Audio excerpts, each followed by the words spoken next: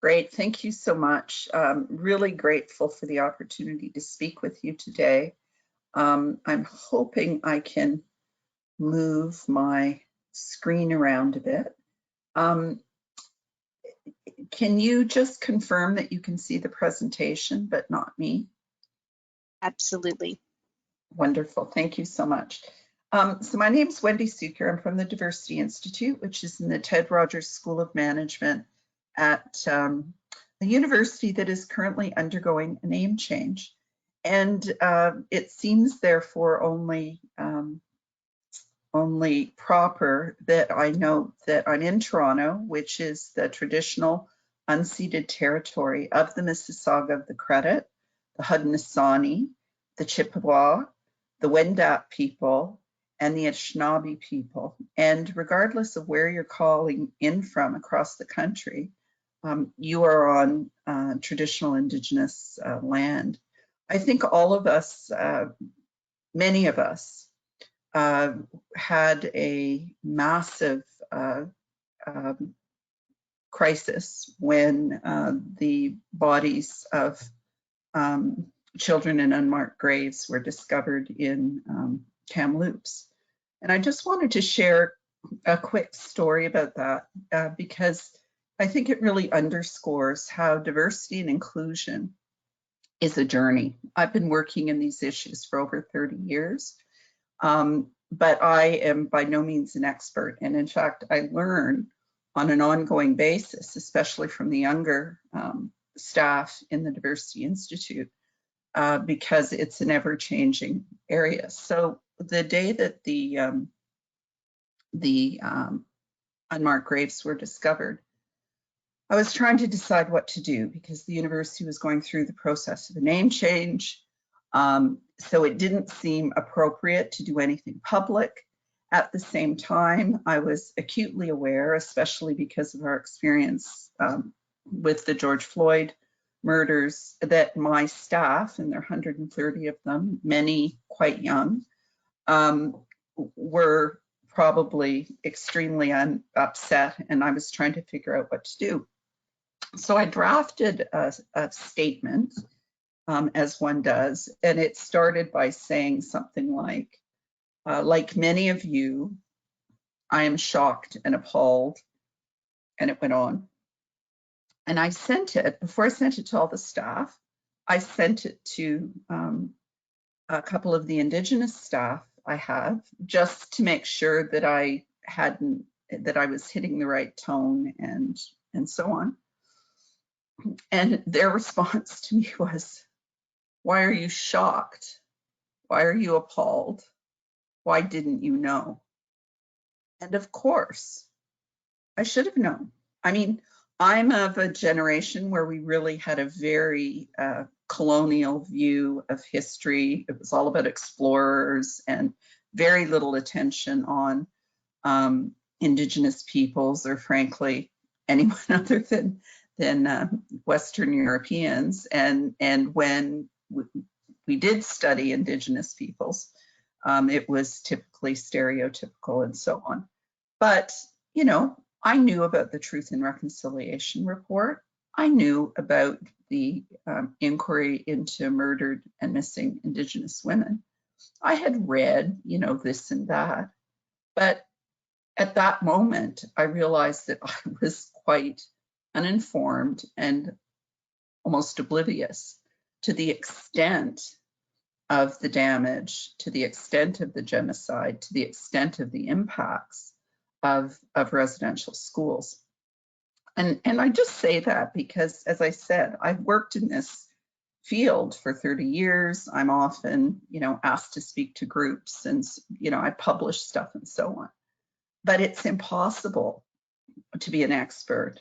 And one of the most important things in engaging on this journey around diversity and inclusion is to recognize that and to be open to learning. And I think that's one of the most important messages that we will end with today is we can talk about diversity on boards, we can talk about diversity in leadership, we can talk about diversity in strategies, we can talk about policies, we can talk about codes of conduct, but at the end of the day, it all rests on individual actions, knowledge, and attitudes. So Nancy has been working for well over a year in supporting the work that we're doing with respect to the 50-30 challenge, and she will help walk us through that. As I said, there's a big team at the Diversity Institute that work on different aspects of these issues and had for a number of years. But what we propose to do today is talk a little bit about the case for equity, diversity, and inclusion.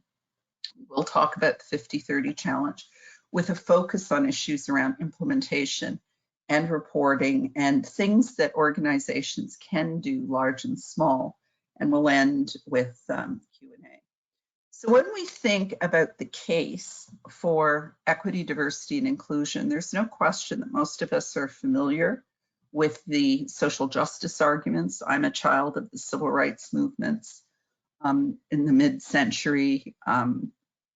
I have been involved in many, many different initiatives driving better access to everything from education to politics and political office. But I think that because I'm in a business school, one of the things that I tend to really focus on is how to link equity, diversity, and inclusion to organizational goals and objectives.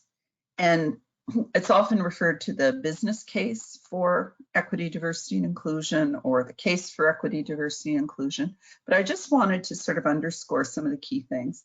I don't know about you, but we are in a talent crunch again. In spite of the layoffs and the closures during COVID, we have acute shortages of staff. And it just stands to reason that if you're cutting out huge pools of talent, you are going to be really limited in terms of your ability to attract and retain the best and the brightest. We also know that as markets and communities are changing, so are the factors that shape people's behavior. And many of you are dependent, for example, on donations.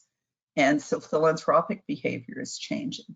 Many of you provide services to the community, and the community is changing. So if you haven't got a workforce that resembles the people that you're serving, chances are you're missing out on opportunities. We also know there's good evidence to support the argument that increasing diversity and inclusion drives innovation, reduces the chances of groupthink, and therefore can reduce risk. And we had a session earlier today where Courtney Betty, who's a lawyer, talked about some of the large cases that have been won based on human rights complaints or, excuse me, exclusion from the workplace. And he also noted the impact that can have on reputation.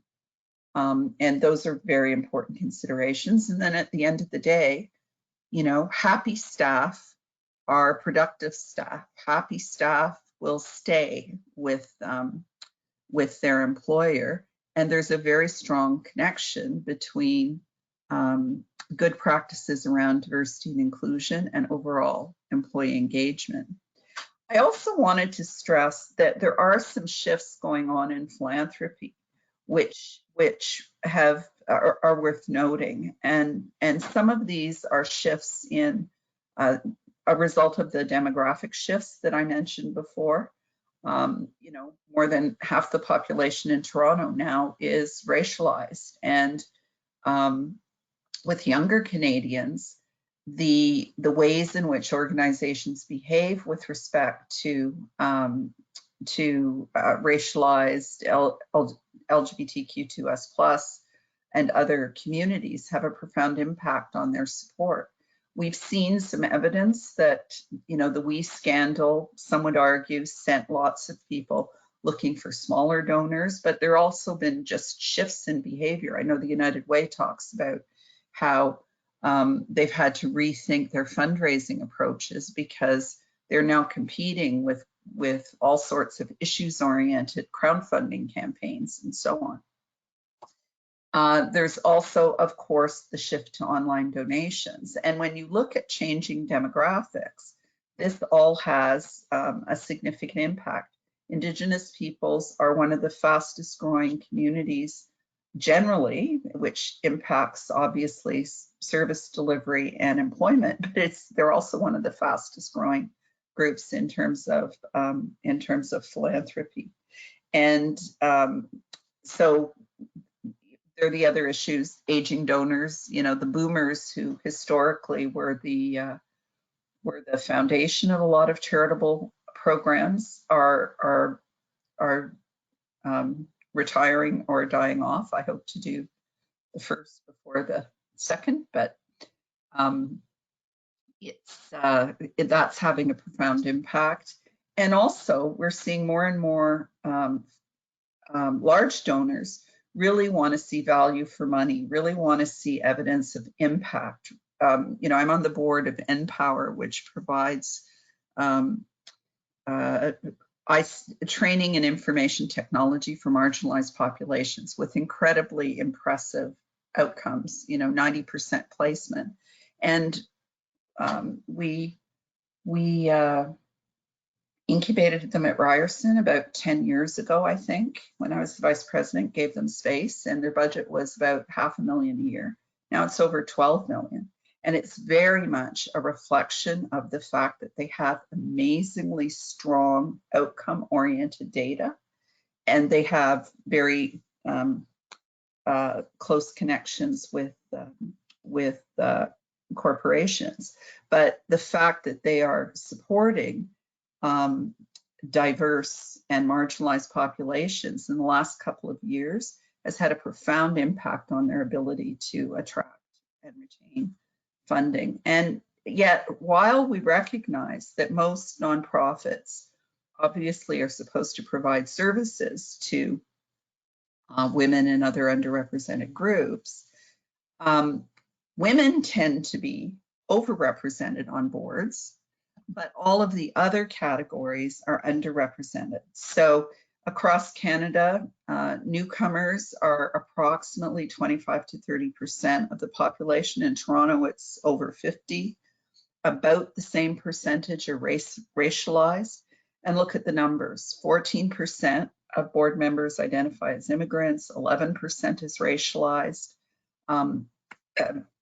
LGBTQ2S+ seems to be about proportionate, but persons with disabilities are also underrepresented, as are Indigenous peoples. And we've done a number of studies, I won't go into them, on representation across sectors. And as I said, while nonprofit and charitable organizations do well in terms of representation of women, I can tell you that in Toronto, where half the population is racialized, overall, white women outnumber racialized women 12 to 1 on boards. And so that's something that is pretty clear, even if you just look at the pictures of many boards. We see that the percentage of women is approaching parity, but the representation of racialized groups is much lower.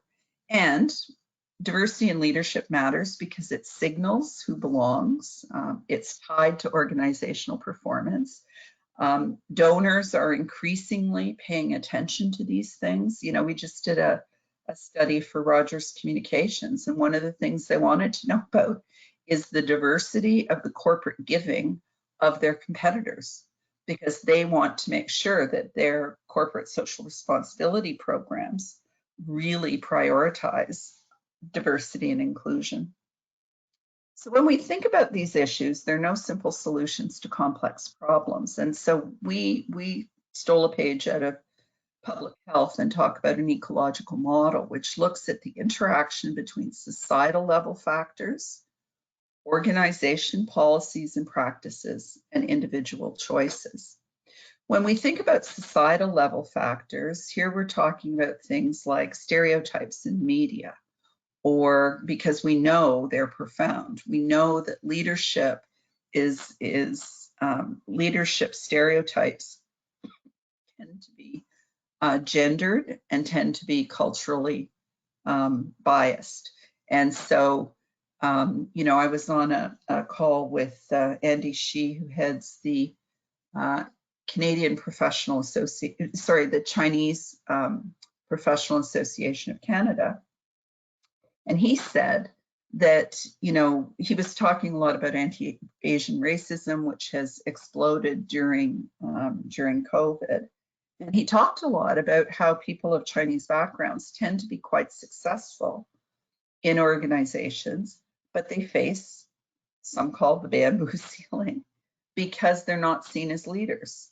They're seen as great experts, but they're not seen as leaders. Some of it's cultural stereotypes. You don't have to be loud and brash and overly confident to be a good leader. Many good leaders actually lead from behind, but the stereotypes, the Western stereotypes of leadership, in his view, really challenge opportunities for people who are Chinese in spite of their very high levels of education and achievement in other areas. We have legislation which is aimed at advancing diversity and inclusion. A lot of it, though, applies to, for example, federally regulated companies, doesn't apply to the nonprofit sector. There are voluntary codes like the 50-30 challenge, which we're going to talk about today, or the 30% club, which is corporate organizations that are committed to and have achieved 30% representation of women on their boards, and other organizations like Black North. So at this point, I will turn it over to Nancy to walk you through the 50-30 challenge. Great, thanks so much. So as Wendy mentioned, diversity, equity, and inclusion have many positives for both individuals and organizations. And the 50-30 challenge is a voluntary challenge developed by ISED with the overarching goal of increasing representation and inclusion specifically on Canadian boards and/or in their senior management positions. And what's really great about the challenge is there's real momentum of organizations that are signing up and saying, this is a priority for us. We know that diversity, equity, inclusion is the right thing to do, but it'll also only better our organizations. And in our meetings with those who have already signed on to the challenge, we've heard some really tangible ways that organizations are taking strategies and practices to achieve diversity, equity, and inclusion in their workplaces. So we've heard things like changing their recruitment strategies, for example, and other ways that signatories are really putting in intentional efforts to meet the challenge. So when we're talking about the challenge, there are a couple of goals that participants are striving towards. And one of the key questions is, what are these goals? What do they look like? And what are we really trying to get at here?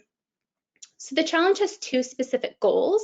The first is gender parity, which is 50% women and/or non-binary people on Canadian boards and/or in senior management positions.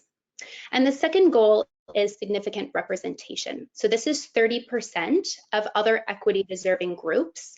And these groups are listed on the slide, and they comprise of racialized, Black and/or people of color, visible minorities, people with disabilities, including invisible and episodic disabilities, 2S LGBTQ+ people and/or gender and sexually diverse individuals, and Aboriginal and/or Indigenous peoples. And again, this is on Canadian boards and/or in senior management positions.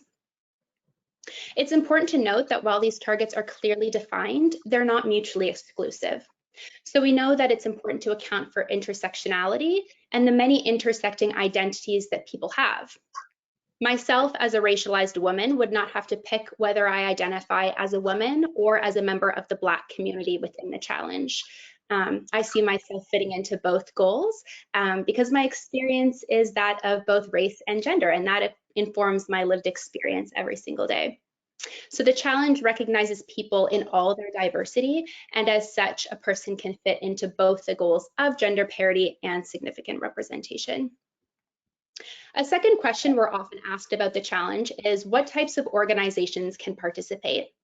We often hear comments like, I represent a charity, can we sign on? Or I work in the not-for-profit space and our boards and our senior management teams look a little bit different than other enterprises, but can we still participate? And the answer is yes. The challenge is open to organizations of all types, industries, and sizes. So this includes large corporations, small and medium-sized enterprises, post-secondary institutions, not-for-profit, charities, hospitals, agencies, boards, and commissions, and other types of organizations.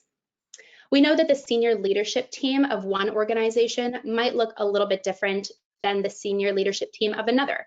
And while we've set out definitions for what a board or senior leadership team could look like, ultimately the challenge is flexible of different structures. And what's really most important is that an organization is transparent in what their team looks like, and then they keep that consistent when they're going to be monitoring and reporting. So if you're curious about some of the definitions that frame the challenge, we encourage you to read the publicly available specification, and we can talk more about that a little later on in the presentation. We can go to the next slide. So the challenge has identified two types of participants. The first are those that meet the challenge requirements. So that is, they have 50% gender parity and 30% significant representation of equity deserving groups on their boards and or in their senior management positions. The second are those that are striving towards the challenge. So they haven't quite yet achieved the challenge goals, but are working towards them by setting clear targets and timelines. So a question we often get asked by an organization is, what happens next? I meet the challenge goals, but how do I report this achievement? Or what happens next? We're not quite there yet, but we're making progress. And how can we monitor this progress?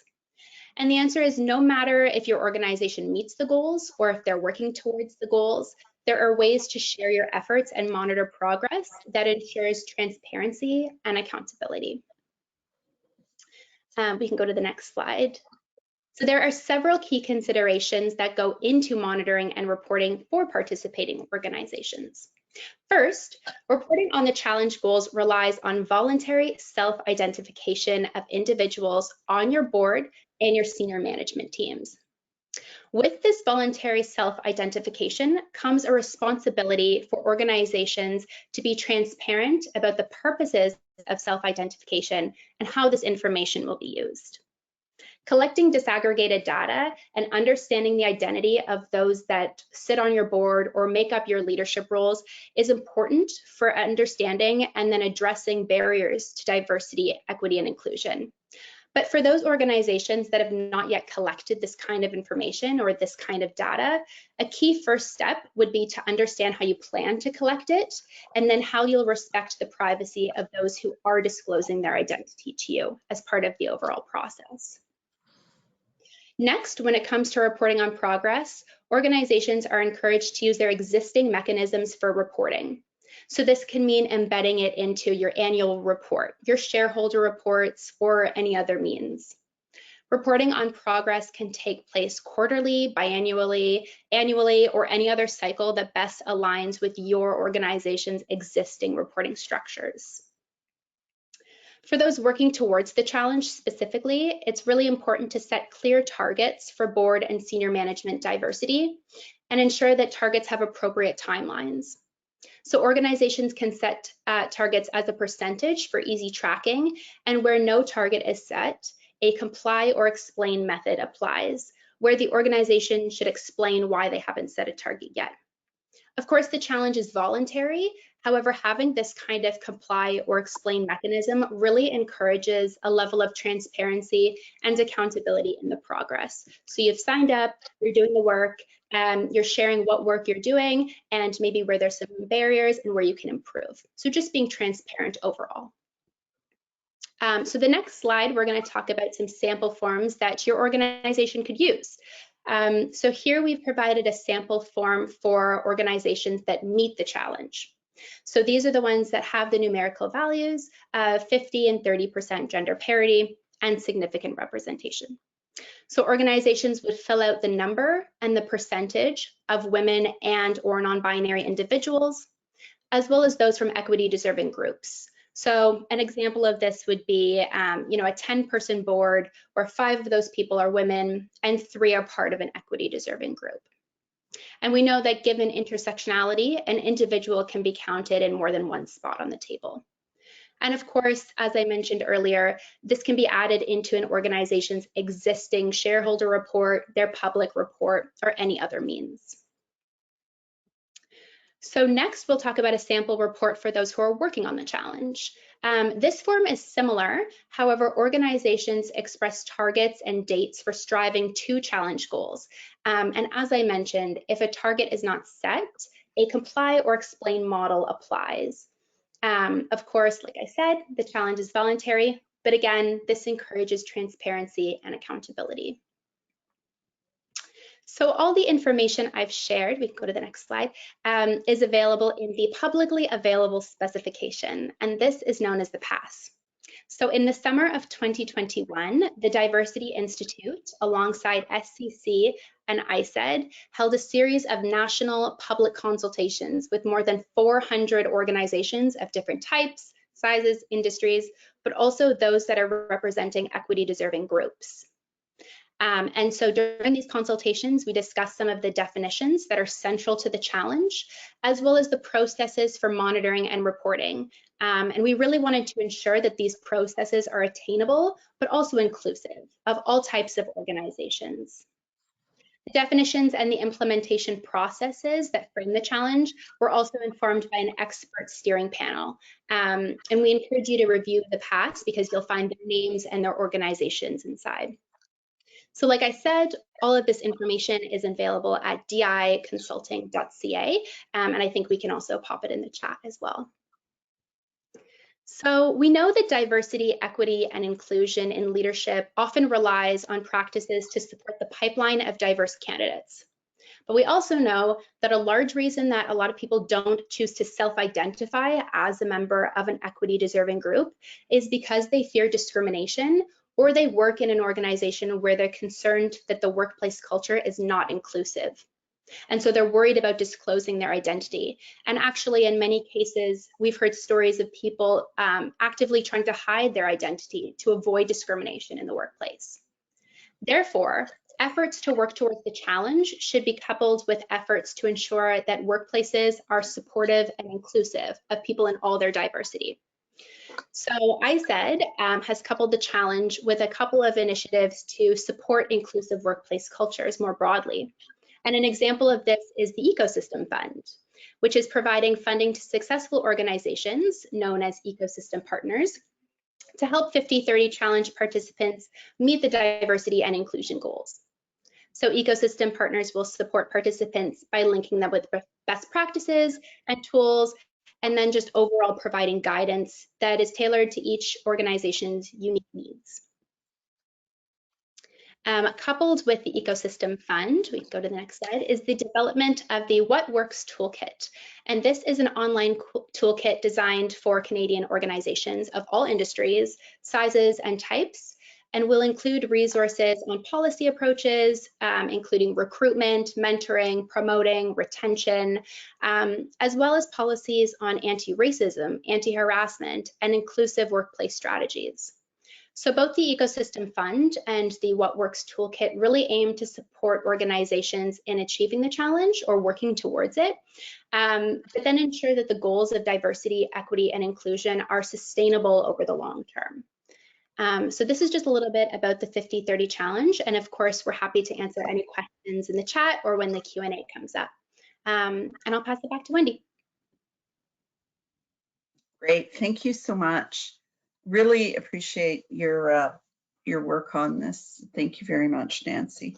So what we wanted to do next was just talk a little bit about some of the strategies that we know organizations have undertaken, and some of the indicators that organizations are reporting on in terms of work that they are doing. And we recognize, that the organizations that are online range considerably in terms of their capacity, the extent to which this is on their radar or a priority, where they are in their journey. And if you take everything I'm going to say over the next few minutes altogether, it can seem quite overwhelming, but my intention is just to provide an overview of the kinds of things we're encouraging organizations to do. And then it really is up to organizations to pick the things that they wish to prioritize in the short term. So when we think about diversity and inclusion, many organizations treat it as a counting exercise. And often that's what it is in the first stages. You know, maybe they start with a bit of awareness raising, they make some statements, they organize employee resource groups, and they have some celebrations where they recognize diversity in the workforce, all of which are really good. What we're looking at are ways in which to develop a diversity and inclusion strategy that really maps to your organizational strategy, because if it's baked into your organizational strategy, as opposed to something that is set aside as a nice to do, it's more sustainable. And so when we look at, and there are many different approaches, but we look at this within 6 buckets. One is leadership, governance and strategy. The next is talent recruitment, selection, promotion, culture and values, measurement and tracking, diversity across the value chain. And I'll talk more about it, but it basically means thinking about diversity and inclusion in everything you do, whether it's fundraising, whether it's service delivery, whether it's procurement, whether it's communications and marketing. And then outreach and expanding the pool. And that's about how you engage with the external environment, whether it's educational institutions, whether it's community partners and so on, in order to help move the dial. So when we think about leadership and governance, and I've sat on the boards of small organizations and large organizations. You know, I was chair of the board of Women's College Hospital, which has quite an extensive support system and views diversity and inclusion obviously as core to its goals. But I've sat on small organizations as well, where the board is almost the de facto staff in the early stages, where everybody's scrambling trying to help get the work done. And it doesn't matter, you can still think about some of these issues, but obviously some apply more to large organizations than small. So when we think about leadership and governance, some of the key things include setting targets and accountability. Who is on the board? Who is on in the executive? What should the board and executive look like given the people that you're serving? And often it takes a number of years in order to realize these goals and objectives, but you have to start somewhere. And as you know, we all know what gets measured gets done. Making sure that the strategic importance of diversity and inclusion is recognized through the organization. Building informal processes, you know, for example, ensuring your skills matrix includes different dimensions of diversity. If you're in a large organization and you use a headhunter, you say that some of the heads that they're going to be hunting include women or racialized people or Indigenous people, or, you know, I've even been as specific as saying we need more Black members on the board because 7% of the population in Toronto is Black. So you can be intentional about this, and there are a variety of tools and toolkits and playbooks that can help you move that forward. HR practices, obviously important because you're building pathways for people to senior leadership. You can't just swap out your executive team with people who have no experience in the organization. You want to look at ways to grow and develop diverse candidates for leadership. And so everything that you do, from how you define jobs, to how you recruit for jobs, to how you make selections, the supports and the coaching and the mentoring that you provide to people to help them grow and develop, and even what you do when people leave the organization. Are you doing exit interviews and so on? All of those things become important. Culture is the most important thing, and it's the hardest thing to address. Tone from the top, mission statements, and so on have a profound impact, but so do your formal policies, requiring, for example, codes of conduct and harassment policies and childcare policies and family policies and so on all have an impact. Ensuring there's training, thinking about how you celebrate, who you celebrate, all becomes important. I was at one presentation when a lawyer stood up and said, that the Bay Street law firms were doing meet and greets to recruit people as articling students, and they held a wine and cheese party during Ramadan. Probably they wouldn't have done it on Yom Kippur. But those sorts of things really matter, and they send a signal out to the community. Measurement is important, so tracking data, it doesn't have to be cumbersome. There's no point in collecting data you're not going to use, but it should include data not just on representation, but also on who's being served, engagement, things like that, and also remembering the stories, because the stories, the data is often what moves people's heads, and the stories are what move their hearts. And for very large and sophisticated organizations, there are all sorts of benchmarking and comparative exercises that you can go through to compare yourself across sectors. We're very keen to have organizations think about diversity in every aspect of their activities. So what that means when we talk about the value chain, whether you're a hospital, a university, a manufacturer, or something else, is this notion that you think about procurement. What materials, what services are you spending money on? How are you designing programs? Like, one of the things we know, and this is certainly front and center places like Women's College Hospital, is that research often has massive biases built in because of who is included in the research. We know, for instance, that if you do online internet surveys, you're only going to get data from some people, because access to the internet, literacy levels, et cetera, won't give you the full picture. We know that research that was done on motor vehicle safety has resulted in more women being killed than men, because they used crash test dummies based on male anatomy. So even when we think about research, which many people assume, oh, it's objective, it's a survey, it's a randomized control trial, can embed bias if you're not careful. Thinking about the products and services and forms of engagement that you use, thinking about how you market, how you outreach, what channels you use. Are you using WhatsApp as well as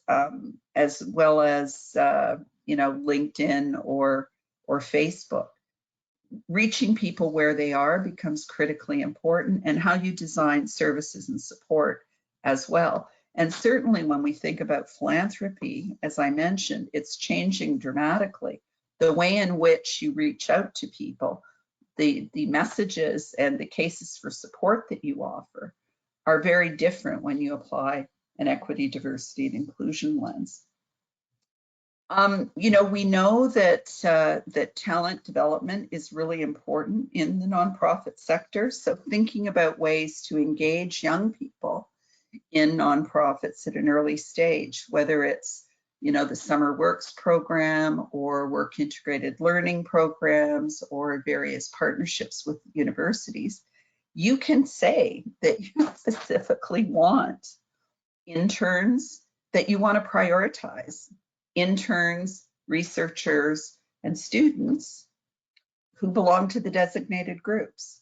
You're perfectly within your rights to use affirmative action in order to ensure that the kids who show up at your door are not the privileged, middle class, mostly white kids.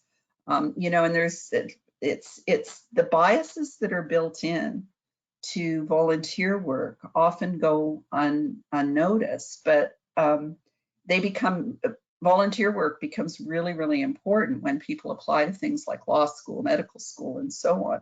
And so making sure those opportunities are equitable is really important. And I remember there's a woman who graduated from the University of Toronto who said, why is it that working in a soup kitchen is considered good experience for medical school and growing up poor is not? And, you know, when I look at who is in positions of power in many of the charities and NGOs that I work with, a lot of them are very privileged. And often, I remember some really bad, good, bad examples of the behaviors that produces. I remember being on one board and saying that we needed to increase the diversity, and it was a board in Toronto. And one of the women, she'd gone to the same private school as everyone else, looked at me and she said, well, Wendy, you know, I'm not a racist, but you know, we need people with money and connections, as if only white people in Toronto had money and connections. And that kind of mindset can really be a barrier. So you've got to break out of it and look in more than the usual places for more than the usual suspects. And so, you know, we've dumped a lot on you, but I think there's some very specific things you can start with. You know, the data is not complicated, and you can most certainly ask people identity data.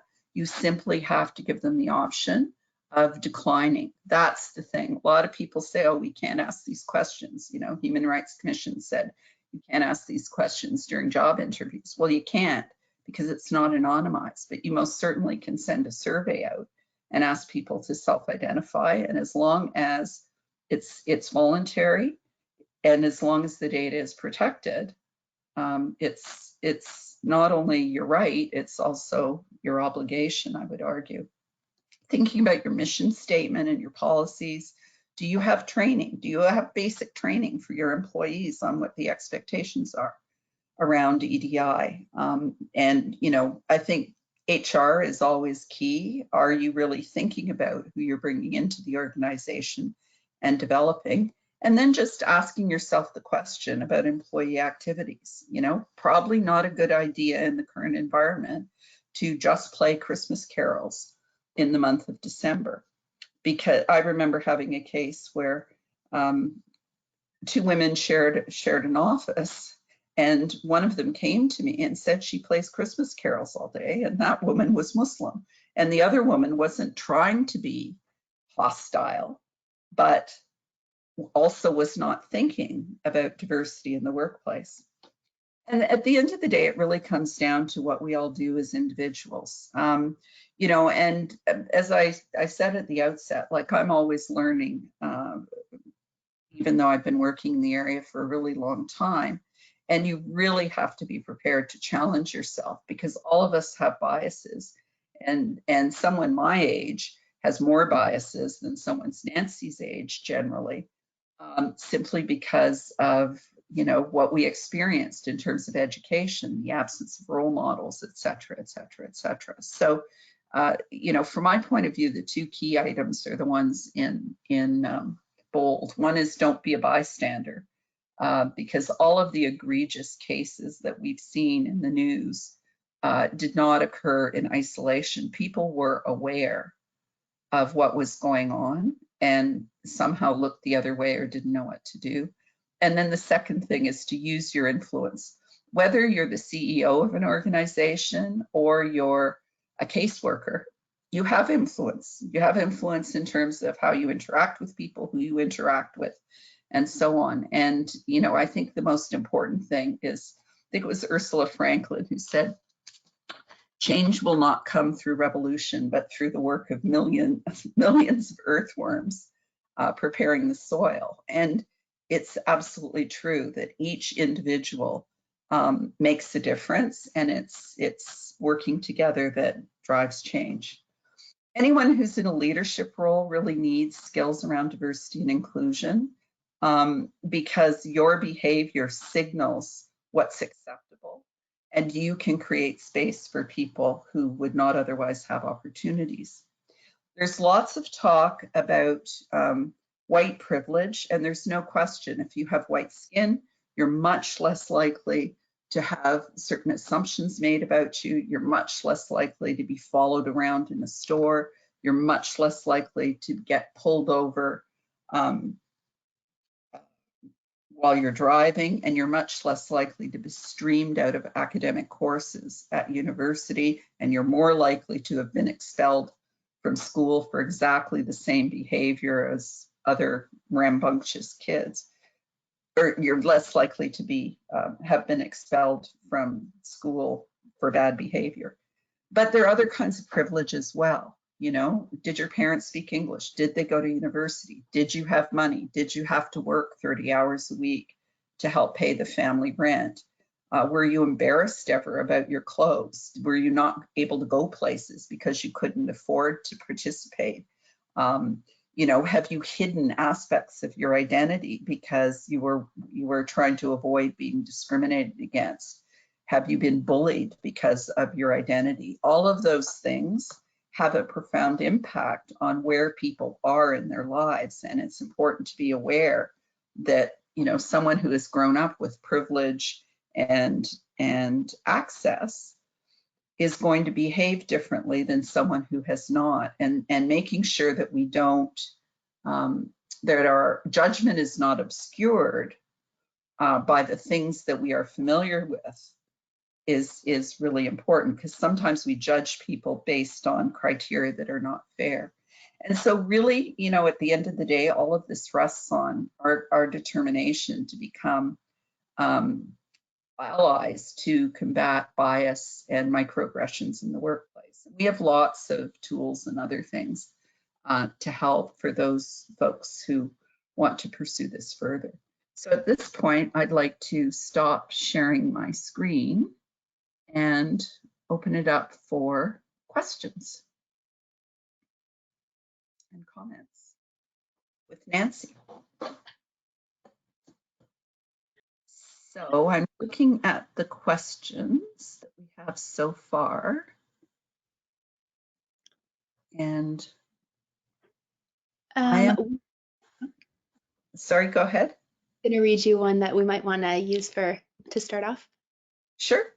Yeah, so someone had asked in the chat, why did you choose 30% for other equity deserving groups? And I think it'd be great for us to just clarify where the challenge comes from and where the goals come from. Sure, I think you referenced ISED, but maybe didn't explain what that was. So why don't you take that one, Nancy? Sure. So the challenge was developed by ISED, which is part of the Canadian government. And the numerical goals or values that were set for gender parity and significant representation were set in stone. So those were developed by ISED. And then the groups that comprise of equity deserving groups actually come from the Employment Equity Act. The titles are a little bit different, just to be a little more inclusive. Those came from our public consultations, but they do stem from the Employment Equity Act with the addition of the 2S LGBTQ+ community. We're happy to pop some links in the chat to the Employment Equity Act, as well as where the challenge exists on the ISED platform, so you can get a little more background info.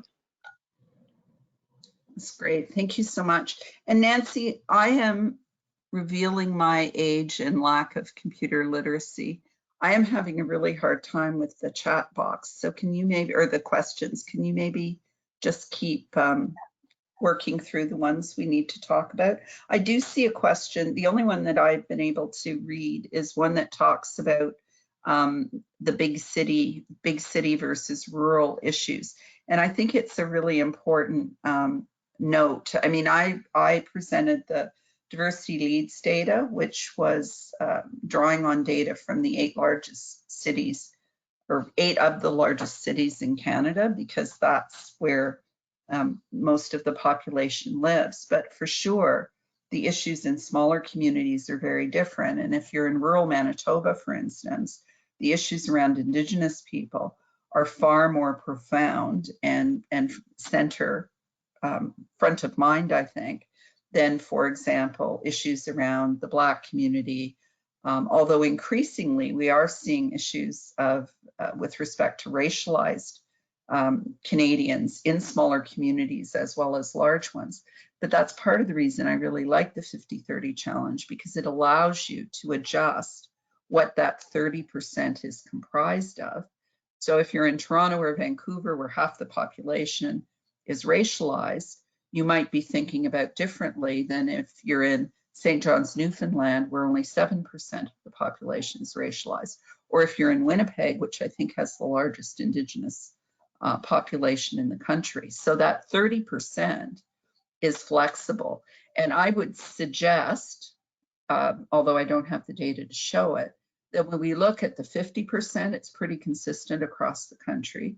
When we look at the proportion of persons with disabilities, pretty consistent across the country. But certainly the other dimensions will vary. And if you're looking at the 2S LGBTQ plus population in smaller communities, we know often there are far bigger challenges than if they're in big cities. I hope that answers the question. Wendy, there are a couple others related to how can I hire according to the percentages when I'm not permitted to ask this information on an application form? And then similarly, other people have asked how they can start collecting this data. Does it start with anonymous surveys? How can they get a head start? And that's a really good question. In fact, you can ask for self-identification data in hiring applications. We now get asked it quite routinely.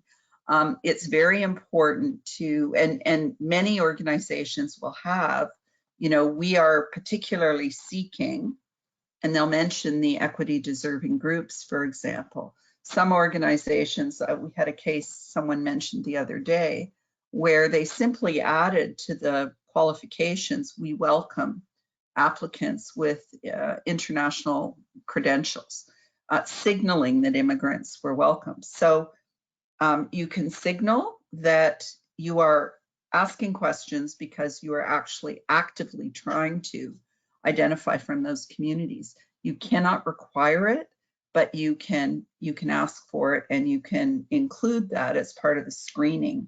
Many organizations, for example, will now say that the final applicants must include, a certain percentage of women or other underrepresented groups, that it's a requirement. Doesn't matter how many people applied, but the short list needs to include qualified women and others. So that starts to put pressure on organizations to be more intentional about their recruitment. But there's no question, you can't sort of set a standard consistently across the country, but you can collect information as long as people are free to refuse about identity characteristics.